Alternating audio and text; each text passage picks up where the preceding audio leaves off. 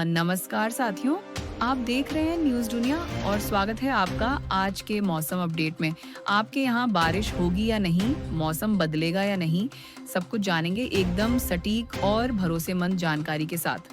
अगर आप भी भोपाल, इंदौर, जबलपुर, ग्वालियर, उज्जैन, अलीराजपुर, अनूपपुर, अशोकन, बालाघाट, गांवों, शहर या जिले में रहते हैं मध्य प्रदेश के, तो इस वीडियो को लाइक करें, चैनल को सब्सक्राइब करें और कमेंट करके बताएं कि आप मध्य प्रदेश के कौन से गांव, शहर या जिले में रहते हैं।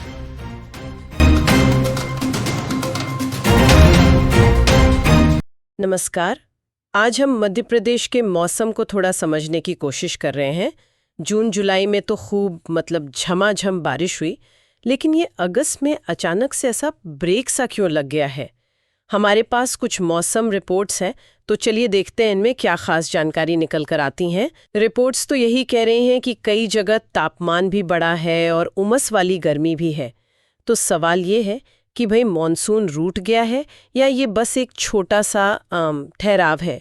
आंकड़ों को देखें अगर, तो 1 जून से 31 जुलाई तक करीब 28 इंच बारिश, ठीक, लेकिन फिर 1 से 6 अगस्त के बीच सिर्फ 0.7 इंच। अरे ये तो काफी बड़ा अंतर है। हाँ, ये अंतर तो है और काफी अहम है।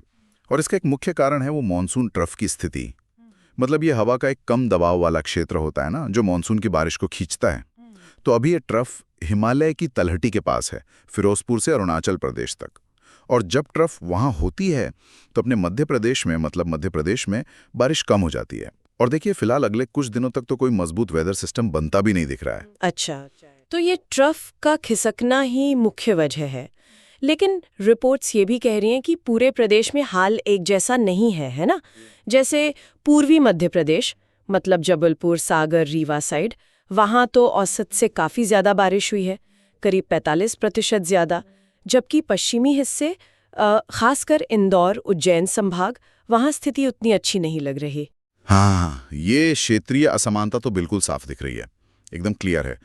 पूरी हिस्से तो काफी तरबतर हैं, लेकिन पश्चिमी मध्य प्रदेश में थोड़ी चिंता बढ़ी है, ये सही बात है।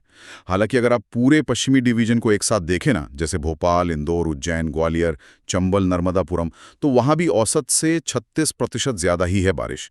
पर हाँ, ये जो हाल की कमी है, खासकर इंदौर और उज्जैन में, जहां पहले से थोड़ी कम थी, वो किसानों के लिए यकीनन चिंताजनक हो सकती है। वैसे पूरे प्रदेश का औसत देखें तो अब तक करीब 28.7 इंच बारिश हो चुकी है, जो सामान्य का लगभग 70% है। तो मतलब ओवरऑल ठीक है, पर कहीं ज्यादा कहीं कम। तो आगे क्या तस्वीर बन रही है? क्या ये सूखापन अभी चलेगा? रिपोर्ट्स में है कि रक्षाबंधन के आसपास भोपाल, इंदौर, उज्जैन, ग्वालियर, जबलपुर, इन शहरों में मौसम शायद साफ और धूप वाला रहे। तापमान भी तो बढ़ा है। खजुराहो में 35 डिग्री सेल्सियस, नर्मदापुरम, जबलपुर में 34 के पार। हाँ, देखिए, छोटी अवधि में, मतलब आप मान लीजिए करीब 10 तारीख तक ज्यादातर जगहों पर मौसम शुष्क या फिर कहीं कहीं हल्की बूंदाबांदी, बस, इससे ज्यादा नहीं।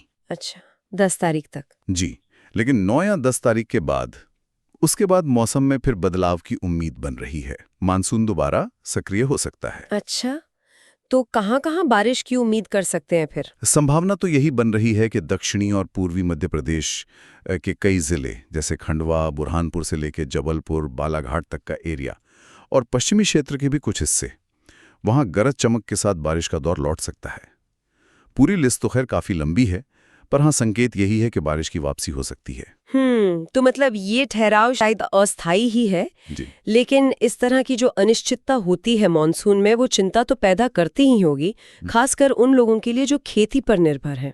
बिल्कुल बिल्कुल। देखिए, मानसून में ऐसे ब्रेक आना सामान्य बात है, होते हैं ये, लेकिन उनकी अवधि कितनी लंबी है और वो कितने इंटेंस हैं, ये महत्वपूर्ण हो जाता है, खासकर जब फसलें बढ़ने के स्टेज में हों।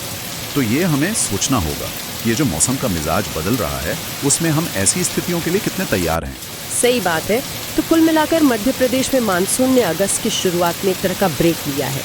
बारिश का वितरण भी, जैसा आपने बताया, असमान रहा है, पूर्व में ज्यादा, पश्चिम में कम।